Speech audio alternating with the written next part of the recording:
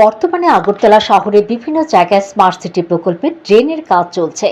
এই প্রকল্পে অবৈজ্ঞানিক নির্মীয়মান ড্রেন তৈরির মরণ ফাঁদে পড়ে গুরুতরভাবে আহত হলেন রাজ্যের এক প্রাক্তন শিক্ষক মনোজ রায়।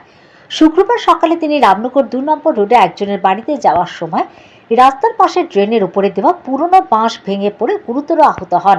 ওনার বুকে ড্রেনে থাকা রড ঢুকে যায়। খবর পেয়ে আগরতলা প্রেস ক্লাবের 3 জন সদস্য এসে সঙ্গে সঙ্গে আইজিএম হাসপাতালে নিয়ে যান তাকে। সেখানে ইমার্জেন্সি সার্জারি বিভাগে ডাক্তার প্রাথমিক চিকিৎসা করে বাড়িতে বিশ্রামের জন্য পাঠিয়ে দেন তাকে। হাসপাতালের চিকিৎসকদের বক্তব্য অনুযায়ী মাঝে মধ্যে ড্রেন পারাপার করতে গিয়ে আহত হয়ে অনেকে হাসপাতালে আসছেন। পুর নিগম যদি ব্যাপারে সচেতন না হয় তবে বড় কিছু অঘটন ঘটতে পারে যে কোনো সময়, তা আর বলার অপেক্ষায় রাখে না। প্রাক্তন শিক্ষক মনোজ রায় ভাগ্যক্রমে হয়তো আজ বেঁচে গেছেন, না হয়তো আজ বড় দুর্ঘটনা ঘটে যেতে পারত।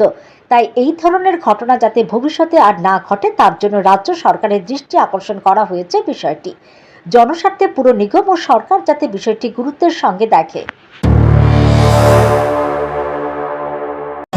আমি আজকে সকাল 11টায় রামনগর 2 নম্বরে একজনের বাড়িতে যাওয়ার চেষ্টা করছিলাম। তো ড্রেনের যে কাজ চলছে স্মার্ট সিটির, এখানে বাঁশ কিছু দেওয়া আছে, সম্ভবত এগুলো অনেকগুলো পুরনো হয়ে গেছে, ফাঁকে ফাঁকে রড দেওয়া আছে।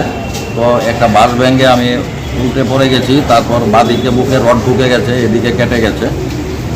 কি মনে করেন কি এই যে নির্মীয়মান কাজ মানে এটার মধ্যে যে এখানে যে বাঁশ দেওয়া হয়েছে অনেক দিন ধরে এগুলো পরে আছে, এগুলো যে পরিবর্তন করা দরকার। রডগুলো রাখা হয়েছে, হ্যাঁ, রডগুলো কিছু কিছু বোতল দিয়ে ঢাকা আছে, বেশিরভাগই বোতল ঢাকা নেই, এরকমই একটা এদিক দিয়ে ঢুকে গেছে।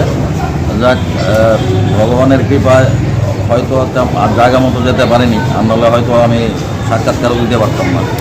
এমন কি ঘটনা আরও হয়েছে? না, ডাক্তারবাবু বললেন যে এরকম আরও নাকি এসেছে এখানে, যে এখানে পড়ে গেছে, কেউ পায়ে ব্যথা পেয়েছে, হাতে ব্যথা পেয়েছে। তো আমার তো এদিকে রডই ঢুকে গেছে, হ্যাঁ।